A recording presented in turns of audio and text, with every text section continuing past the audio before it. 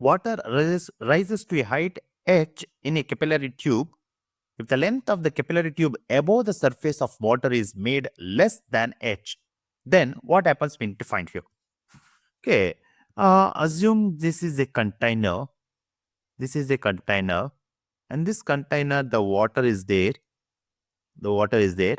And if I'm going to insert one capillary tube here, if I'm going to insert a capillary tube, then the water will be rises in this capillary tube up to here. Then the radius of the curvature of this water, it will be like this.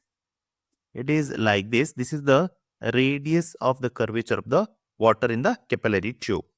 Then what happens if the height is increases or decreases? Then what happens to this radius we need to find here. So we know the capillary tube formula. There is when height is equal to formula h is equal to 2 times t divided by rho g r.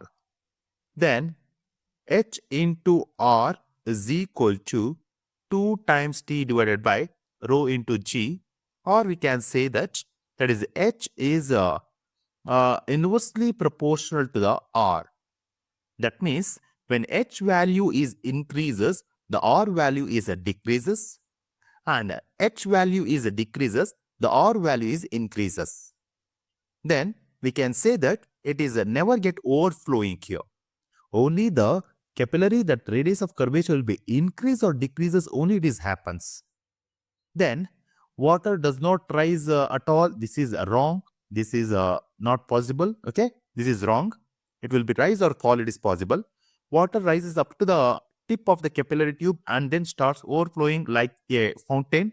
No, it is not over fountain. Just now we discussed that one.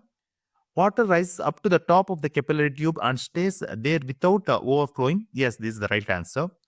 Water rises up to a point a little below at the top and the stays there. Then this is also the wrong.